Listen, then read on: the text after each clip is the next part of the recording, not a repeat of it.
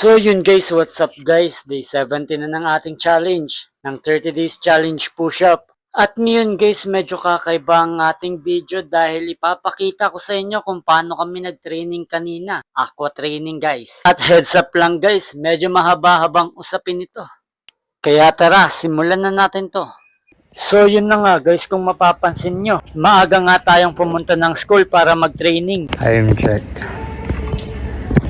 4:48. Nasabi ko na nga guys na kami ay mag-aqua training ng mga kasama ko. Shoutout na nga rin natin sila EK, Thea, Fritz at Nico. Tama na nga rin natin si Kelly Adeline na nahulog at nagkaroon ng malaking sugat. Get well soon nga. So yun na nga guys, bago nga kami nagganyan na platter kick, kami muna nga ay nag-stretching at umikot ng 30 balikan sa pool. Grabing nakakapagod nga ang drill na to. At dito nga naman ay ginawa naman namin ay magbabbling. Dito nga ay hindi masyadong mahirap pero kailangan ng tamang kontrol na paghinga. At balik na naman tayo dito sa platter kick. Sadyang lubhang nakakapagod talaga to guys. Ito nga ay ginawa namin ng 3 set at 30 segundo. At ang sunod naman guys ay tack jump sa loob ng pool. Grabe ang bigat guys sa katawan. Lalong lalo na sa binte. Ito na nga guys yung sinasabi kong visit. Sa sobrang hirap guys, hirap talaga iangat ng paa. So, syempre guys, sinubukan talaga natin ang ating makakaya. At ito naman nga guys, kailangan na lumubog sa tubig at tumalon ng pinakamataas at subukang abutin ang pinakatuktok ng ating makakaya. At syempre guys, pagkatapos, may paunting flex tayo dyan. So yun na nga guys, nakaligot, nakabihis na tayo. At yun na nga guys, napadaan tayo sa miniature project ng mga senior high. At bumilib nga tayo sa kanilang mga nagawa. Dati nung kami ay senior high, hindi namin yan nagawa. Kaya ako'y lubos na humahanga. Pagkatapos nga na umuwi na tayo guys at